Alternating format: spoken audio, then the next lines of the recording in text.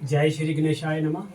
आज श्री गणेश से शुरुआत कर दी गई है और सबसे पहले मैं आपके चैनल का अपने दिल की अमीर गहराइयों से मुबारकबाद पेश करता हूं कि आप छोटी से लेकर एक बड़ी खबर की कवरेज करते हैं। इसके लिए सबसे पहले आपको यहाँ की जनता की द्वारा जो एक NGO Navodaya express helping charitable trust यानी चिनाब रीजन में, चंद्रभागा रीजन में ये बहुत सारे एरियाज़ को कवर करता है और डाउन ट्रॉडन फैमिलीज़ की हेल्प करता है और बहुत सारी चीज़ों को मद्देनज़र रखकर अवेयरनेस कैंप्स और तरह तरह की स्कीम्स के बारे में जागृति पैदा करना, ड्रग्स से रिलेटेड अवेयरनेस कैंप्स के हवाले से लोगों तक जानकारी मुहैया कराना कि ड्रग्स के कितने इफेक्ट्स हैं, क्या क्या नुकसानात हैं और बहुत सारी चीज़ों को ध्यान में रखते हुए हमने इस तरह का एक इनिशिएटिव लिया कि हमारे एरियाज़ में, दूर दराज एरियाज़ में आज पहली बार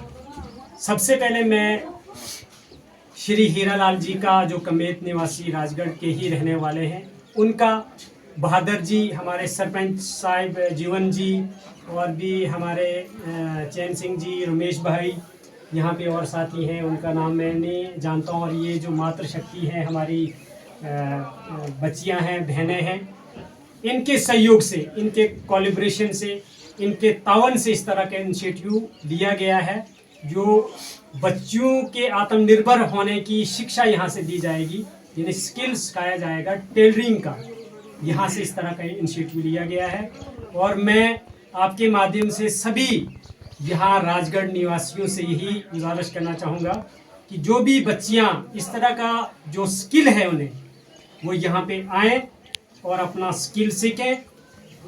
बहुत ही बढ़िया प्लेटफॉर्म है आपका यहाँ पे सीखने का और भी जनता को प्रेरित करें ताकि बेहतर से बेहतर आप अपने पाँव पर आप खड़े हो सकें, आत्मनिर्भर हो सकें और आपको स्किल मिले और आप अपना रोज़गार कमा सकें। इस तरह का इनिशिएटिव हमने NGO Navodaya express helping charitable trust और उसके एसोसिएट में वर्क WRK, जिसका एब्रीविएशन है world organisations of religions and knowledge, इसके तहत, इसके कोलैबोरेशन से, आप लोगों के सहयोग से पहली बार राजगढ़ में इस तरह का ये सीविंग सेंटर यानी सिलाई मशीन सेंटर यहाँ पर खोला गया है आज।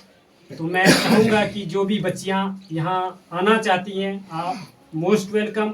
आप इसकी अवेयरनेस जगह जगह पर दें, चाहे आप राजगढ़ से हैं, कमेत से हैं, घाड़ी से हैं, हाला धंधराट से हैं, जहाँ से भी हैं, जैसे भी हो सके आप यहाँ पे आएँ और बेनिफिट उठाएं। और भी तरह तरह के कोर्सेज हम करवाएंगे, कंप्यूटर से रिलेटेड हमको कोर्स करवा सकते हैं। इसके अलावा हम टूर्नामेंट्स करते हैं, साइबर क्राइम से रिलेटेड तरह तरह की अवेयरनेस हम देंगे। यानी A to Z हमारा जो NGO है वो तरह तरह के प्रोग्राम्स आयोजित करता है। तो मैं अपनी तरफ से, यहाँ की जनता की तरफ से और हमारे वीर सिंह जी भाई, श्री हीरालाल जी का जितना कंट्रीब्यूशन रहा, मैं तो कहता हूँ कि इनके घर में दिन दुगनी रात चुगनी तरक्की हो। हमारे सरपंच साहब यहीं पे हैं और हमारे बहादुर जी, आप देखते चले आ रहे हैं कि ये समाज सेवक किस तरह समाज सेवा में लगे रहते हैं। आप सबका, इन बच्चियों का यहाँ आने के लिए आपका बहुत बहुत धन्यवाद। सबसे पहले मैं राजगढ़ की ओर से NGO जो टीम है उसको मुबारकबाद देता हूँ, हीरालाल जी को मुबारकबाद देता हूँ। हीरालाल जी ने जो ये कदम उठाया, ये तो तहसील हेडक्वार्टर है लेकिन अभी फ़िलहाल ये गांव की शक्ल में है और यहाँ जो भी NGO को काम करने के लिए आएगी या कोई भी काम करेगी इस समाज को सुधारने के लिए, हमारी बच्चियों को खुद कफील बनाने के लिए, हम पूरा आवाम, राजगढ़ की तहसील जो है उसकी आवाम जो है वो इनको मुबारकबाद देती है।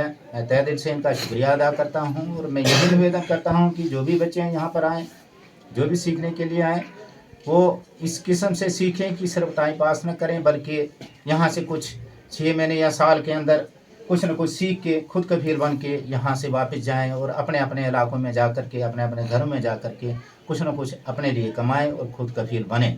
मैं सब लोगों से यही प्रार्थना करूँगा कि ये जो सेंटर यहाँ पे खुला है ये NGO की तरफ से खुला है और सभी लोगों को इसमें ताउन देना चाहिए, बढ़ चढ़ के ताउन देना चाहिए।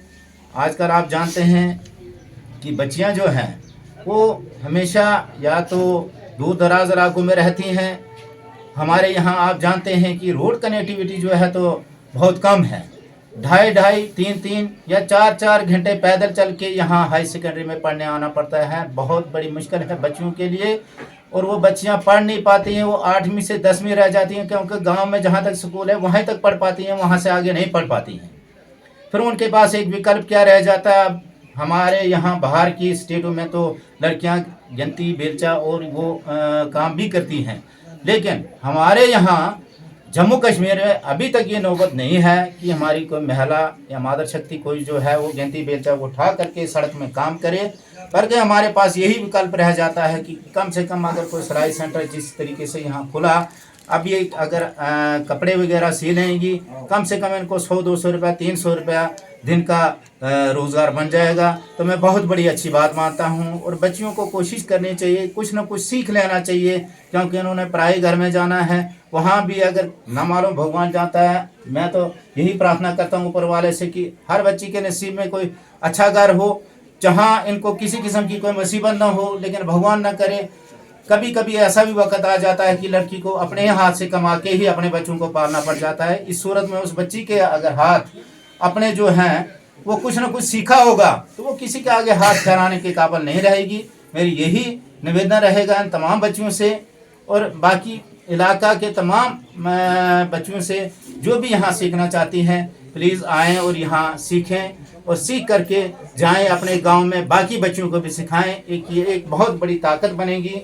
और आप लोगों से यही निवेदन है कि सिर्फ घर से यहाँ आकर के खाली बैठ करके वापस न जाएं, बल्कि इसको यहाँ से इस हद तक ले जाएं कि यहाँ दुनिया कहे, हमारा स्वराज कहे कि हम लोग उस सेंटर में जाएं और वहाँ से अपनी बच्ची को कुछ न कुछ सिखाएं। इसी के साथ मैं NGO का बहुत बहुत शुक्रगुजार हूँ और हीरा लाल जी का भी बहुत शुक्रगुजार हूँ जिन्होंने ये कोशिश की। तहे दिल से इनका शुक्रिया अदा करता हूँ।